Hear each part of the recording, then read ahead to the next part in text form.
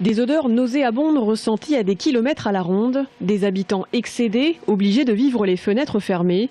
À Loches et Chanceaux, deux des communes concernées par la puanteur émanant du centre d'enfouissement de Chanceaux-près-Loches, on attend des réponses et surtout des solutions.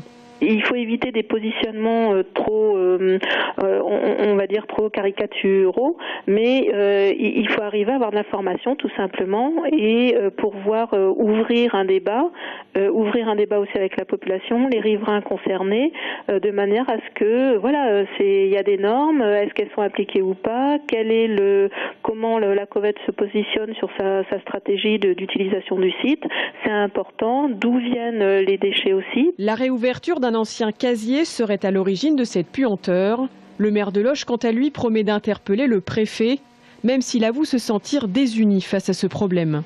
Il y a une information supplémentaire qui doit être faite auprès des riverains et des communes également, puisque nous, quand ils ouvrent un casier, on aimerait être informés le plus tôt possible pour pouvoir effectivement nous-mêmes informer notre population.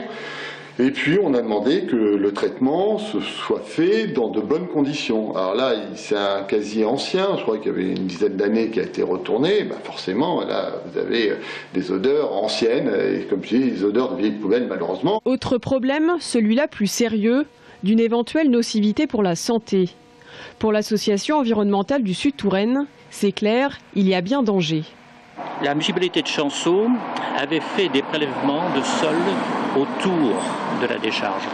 Et il s'est révélé qu'il y a à certains endroits 17 fois la concentration de dioxine et de furane par rapport à un point neutre.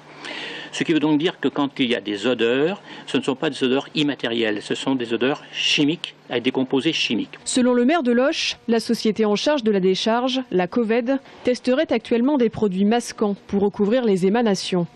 L'exploitation du centre devrait s'achever en 2024.